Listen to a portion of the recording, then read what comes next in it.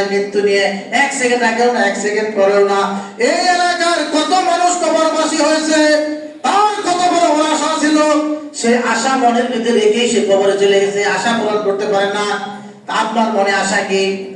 এই যে আশা করেন, এই আশাগুলো নিয়ে আপনি কি নামাজ বাদ দিয়েছেন, রোজা বাদ দিয়েছেন? এই যে রমজান মাস আসবে, সেহরির সময় সেহরি খাবে না, রোজা রাখবে না, কেউ এসে তারাবি পড়বে না, কোরআন পড়বে না, তাসবিহ তাহলিল কিছুই পড়বে না। তার আশা এই সময় যদি আমি কাজ করি 1000 টাকা পাবো, এটা আশা না? রমজান মাসেও মানুষ কাজ করে 1000 2000 টাকার বিনিময়ে, কিন্তু রোজা রাখে না। তাদেরকে জিজ্ঞেস করলে ভাই পারি না, এটা হলো প্রতারণা, মিথ্যা কথা। কেউ যদি নিয়ত করে ওই রমজান মাসে যে টাকা দিনের বেলা কাজ করে কামায়, ওই টাকাটা সে যদি সকাল সেহরি খাওয়ার পরে 12টা পর্যন্ত কাজ করে, তাহলে কামাইতে পারবে, আল্লাহ বরকত দিয়ে দিবে। আসল কথা হলো সে রোজা রাখবে না। এই আপনাদের মধ্যে থেকে কিছু মানুষ রমজান মাসে মির্জাপুর বাজারে গিয়া ওই পর্দাটা ঠেলে গিয়ে চাষটারে ঢুকে, মিষ্টির দোকানে ঢুকে, ঢোকার পর সে আবার বাইরের সময় ছুটটা মুছে বের হয়, আর মনে করে কি প্রতারণা করলো। কার সাথে? আল্লাহর সাথে, ইমানদারদের সাথে। না না না, সে কখনো আল্লাহ এবং তার রাসূলকে, ইমানদারদের প্রতারিত করতে পারবে না। সে নিজেই নিজের জীবনকে ধ্বংসের দ্বার প্রান্তে নিয়ে গেল। এখন থেকে যদি আপনারা রোজার প্ল্যান করেন, তার ইনশাআল্লাহ রোজা রাখতে পারবেন। আল্লাহ তাবারক ওয়া তাআলা বলেন, হাত্তা জা আমরুল্লাহ, যখন তার মৃত্যু এসে যাবে, ওয়া গররাকুম বিল্লাহিল গুরুর, আল্লাহ সম্পর্কে তার যে সমস্ত ভুল ধারণা ছিল সবগুলো সেদিন প্রকাশিত হয়ে যাবে। কথা বুঝতে পেরেছেন? আল্লাহকে সে প্রতারিত করতে পারবে না। আল্লাহ তাবারক ওয়া তাআলা বলেন, ফালিয়াউমা লা ইউখাযু মিনকুম ফিদিয়া, আল্লাহ বলেন সেই দিন অর্থাৎ হাসরের দিন, লা ইউখাযু মিনকুম ফিদিয়া, কোনো প্রকার বিনিময় গ্রহণ করা হবে না। এই যেমন আমরা দুনিয়ার মধ্যে বলি, আই বেটা 1000 টাকা নোট অচল কিনা, টাকা হলে সব করা যায়, বলেন না? হ্যাঁ, আসলে তো অনেক কিছু করা যায় টাকা হলে, কারণ অনেক মানুষ আমরা ঘুষ খাই, সুদ খাই, হ্যাঁ না?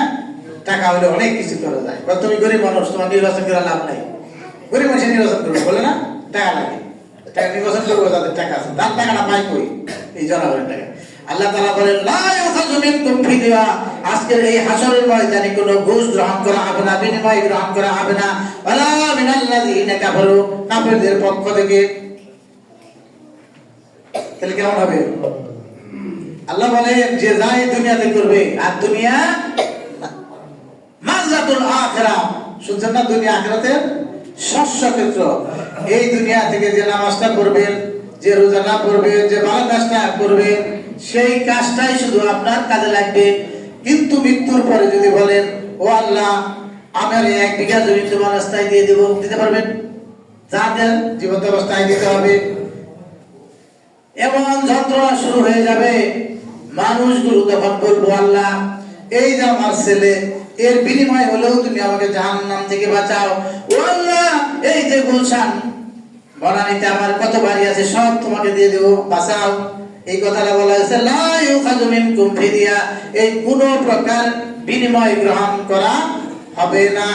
দুনিয়ার জীবনে মসজিদে টাকা দিলে কষ্ট লাগে, ইতিমখানায় টাকা দিলে কষ্ট লাগে, ভালো কাজ করলে কষ্ট লাগে, কিন্তু এগুলো কি? গররাতকুমুল আমানিয়্যু, ধোঁকা, প্রতারণা, আপনার জীবন কাজে লাগে না। এই যে দেখেন বুড়া মানুষ এখন আর নড়তে পারে না, এটা প্রতারণা। আশা ছিল আমার যৌবন, এক যৌবন শেষ, বয়স শেষ, 2টা পা ছিল, কত কাজ করতে, চলতে পারে না, হাত ছিল, হাত কাঁপে, চোখ ছিল, চোখ দিয়ে দেখতে পারে না, কি?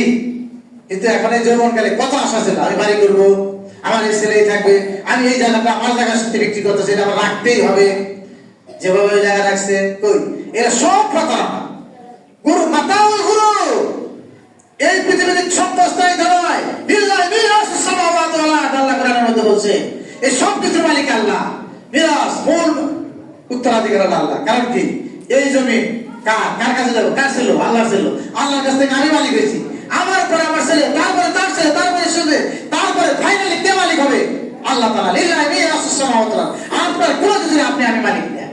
কিন্তু কামলা হয়ে মালিকের ভূমিকা, আমরা তো চাকর, এটা রক্ষণাবেক্ষণের দায়িত্ব।